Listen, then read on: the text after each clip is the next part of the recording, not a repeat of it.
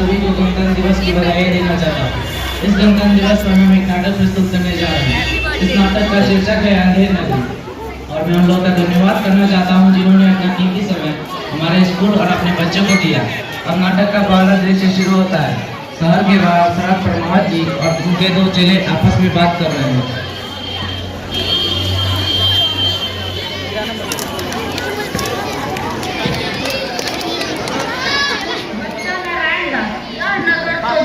बड़ा ही सुंदर दिखाई पड़ता है। देख, कुछ भिक्षा मिले तो भगवान को भोग लगाए। गुरुजी महाराज, नगर तो बहुत ही सुंदर है, पर भिक्षा भी सुंदर मिले तो बड़ा आनंद हो।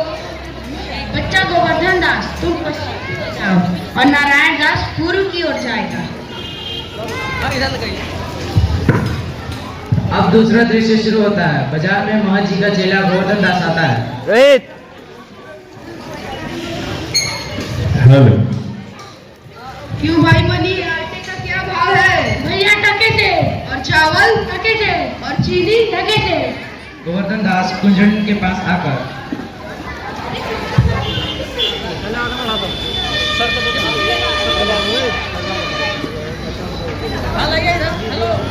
सर दे दीजिए किसी को, अभी नहीं लेंगे, बाद में। ए भैया घड़ी, सॉरी। क्यों, भाजी का क्या भाव है? बाबा जी टके से। सब भाजी टक्के से? हाँ बाबा जी, सब भाजी टके से। वाह वाह, बड़ा आनंद है, यहाँ सभी चीजें टक्के से। हाँ बाबा जी, सभी चीजें टके से। गोवर्धन दास हलवाई के पास आकर क्यों भाई हलवाई, मिठाई का क्या भाव है? सब टके से। सभी चीजें टक्के से? हाँ बाबा जी, सभी चीजें सब टके से, या सब चीज टके से बिकती है। क्यों बच्चा, इस नगरी का क्या नाम है? अंधेर नगरी। वाह वाह, अंधेर नगरी, चौपट राजा, टके सेर भाजी, टके सेर खाजा। हाँ बाबा जी, कुछ लेना हो तो बताओ। बच्चा, मांग कर 7 पैसे लाया हूँ, उससे 3.5 सेर मिठाई दे दे। हलवाई मिठाई तौलता है और बाबा जी उसे लेकर जाते हैं।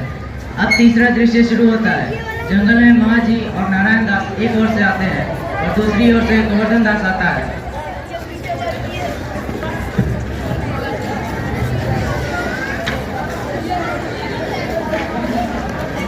बच्चा गोवर्धन दास, क्या भिक्षा लाए? गठरी तो भारी मालूम पड़ती है। गुरुजी महाराज, 7 पैसे भिक्षा में मिले थे, इसके 3.5 सेर मिठाई मोलनी है।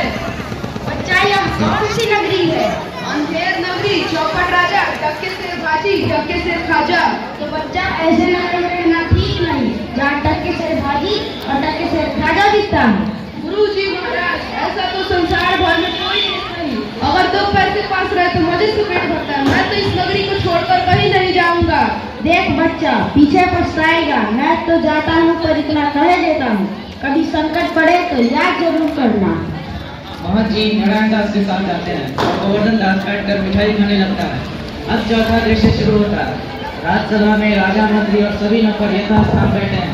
पर्दे के पीछे से दुहाइयों की ध्वनि सुनाई पड़ती है।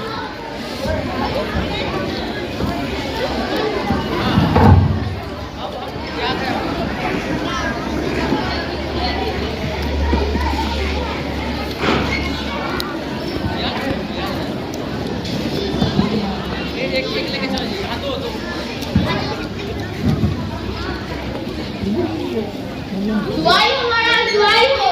बोलो क्या हुआ है? महाराज, कल्लू बनिया की दीवार गिरी, थोड़ी सोच के नीचे मेरी बकरी दब के मर गई। दुआई हो महाराज, न्याय हो। अच्छा ठीक है, कल बोलिए पकड़ लाओ। नौकर दौड़कर बाहर जाता है और कल्लू बनिया को पकड़ कर लाता है। हम बाद में ले लेंगे, वो हम सर से बोल दिए हैं।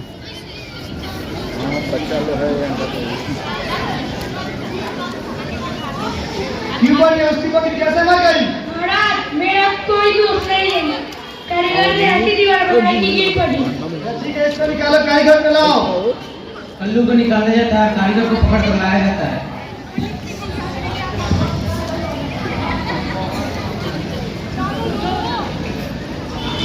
क्यों कारीगर, इसकी बकरी कैसे दब गई? महाराज, मेरा कोई कसूर नहीं, छूने वाले ने छूना ही ऐसा बनाया कि दीवार गिर पड़ी। ठीक है, वो चूने वाले को लाओ। कारीगर को निकाला जाता है, चूने वाले को पकड़ कर लाया जाता है।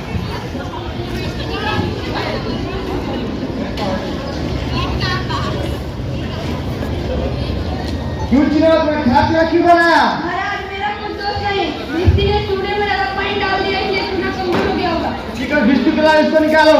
चूने वाले को निकाला जाता है और बिस्ती को पकड़ कर लाया जाता है।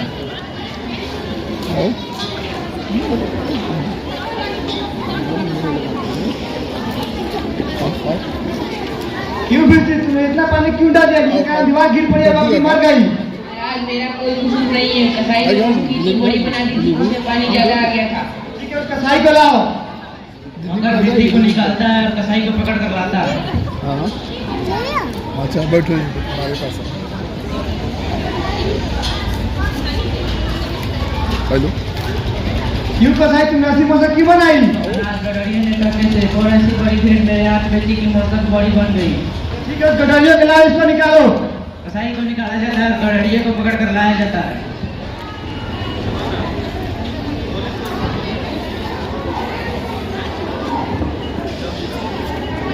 क्यों गुरुजी, तुमने बड़ी भेंट क्यों बची? महाराज उधर से कोतवाल साहब की सवारी आ रही थी, उसी कारण मैंने छोटे बड़े मेरे को ध्यान नहीं दिया, मेरा कुछ कसूर नहीं। ठीक है, सतवाल को लाओ। गडरिया को निकाला जाता है और कोतवाल को पकड़ कर लाया जाता है।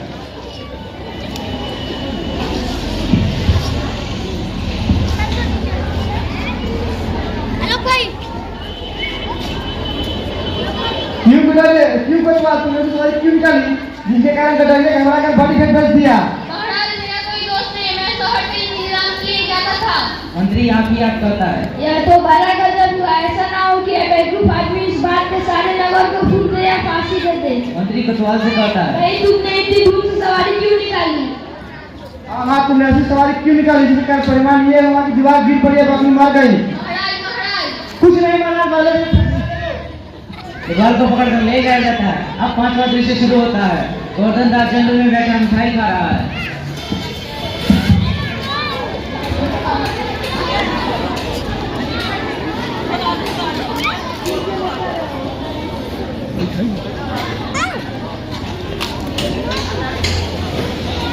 गुरुजी ने हमको यहाँ आने से मना किया था। मना कि देश बहुत बुरा है, पर अपना क्या, हम कोई राजकाज में थोड़े ही नहीं कि कुछ डर हो। 3 सिपाही उसे तीनों ओर से पकड़ कर ले जाते हैं। चल मिठाई खा खा कर खूब मोटा हो गया है, आज मजा मिलेगा। गोवर्धन दास घबरा कर बोलता है। यह सही। अरे भाइयों, मैंने तुम्हारा क्या बिगाड़ा है जो मुझे पकड़ते हो? आप बड़े मोटे हैं, इसीलिए आपको फांसी लगेगी। मोटा होने से फांसी, अब कहाँ का न्याय है? अरे साधु से हम नहीं की जाती। वसूली पर करेगा तब मालूम होगा फांसी है या फांसी। सीधी तरह दगाए तो ठीक कर ले करे। बात क्या है कि एक साधु आदमी को बिना बात के फांसी पर चढ़ाना चाहते हो?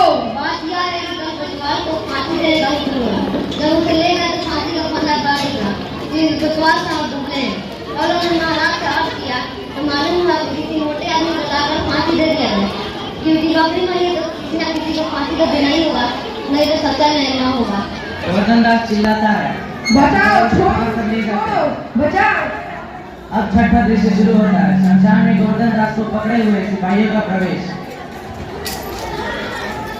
हाय, मुझ बेकसूर को क्यों फांसी पर चढ़ाना चाहते हो? अरे भाइयों, कुछ तो धर्म का ख्याल करो। अरे मुझे छोड़ दो। गोवर्धन दास रोता है और छूटने का प्रयत्न करता है। हाय, मैंने गुरुजी का कहना नहीं माना, यह उसी का फल है। गुरुजी कहाँ हो आप? गुरुजी। गुरुजी आते हैं।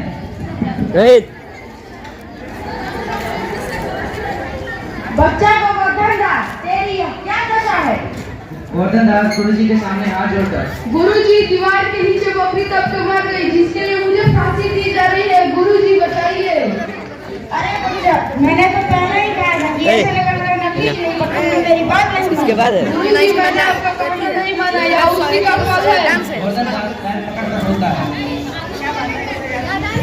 कोई चिंता नहीं, नारायण सब ठीक करेंगे। चढ़ाकर सिपाहियों से। सुनो, मुझे अपने शिष्य को अंतिम उपदेश देना है, इसलिए तुम लोग किनारे हो जाओ। महाराज, हम हट जाते हैं, जरूर उपदेश दीजिए। सिपाही हट जाते हैं। गुरु अपने चेले के कान में कुछ समझाने लगते हैं। तब तो हम ही फांसी पर चढ़ेंगे। नहीं बच्चा, इतना समझाया नहीं मानता। हम बूढ़े हैं, हम फांसी पर चढ़ेंगे। स्वर्ग जाने में बूढ़ा जवान क्या, आप सिद्ध हैं, आपको गति गतिस क्या, हम फांसी पर चढ़ेंगे। नहीं, हम फांसी पर चढ़ेंगे। हम चढ़ेंगे। हम चढ़ेंगे। चकित होते हैं। भाई यह क्या मामला है, कुछ समझ नहीं आता। अब राजा, मंत्री और कोतवाल आते हैं।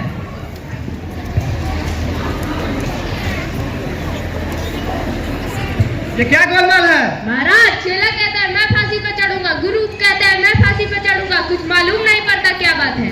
राजा गुरु से कहता है, बाबा जी बोलो, फांसी पर क्यों चढ़ना चाहते हैं? महाराज, इस समय ऐसी शुभ घड़ी है, जो मरेगा सीधा स्वर्ग जाएगा। तब तो हम ही फांसी पर चढ़ेंगे। नहीं, हमको हुक्म है। हम लटकने में हमारे पैर ही वो दीवार गिरी थी। चुप रहो सब, राजा के जीते जी कौन स्वर्ग में जा सकता है? जल्दी जल्दी मेरे को फांसी पर चढ़ा दो। सिपाही राजा को फांसी पर चढ़ाते हैं। महाराज हमें माफ कीजिएगा, हमारा कोई कसूर नहीं है, हम आपके आदेश का पालन कर रहे हैं।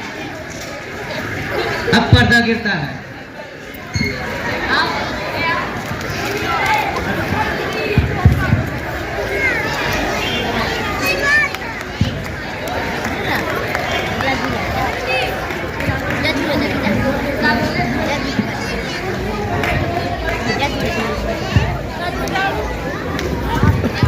One, two, three, start. Thank you. धन्यवाद।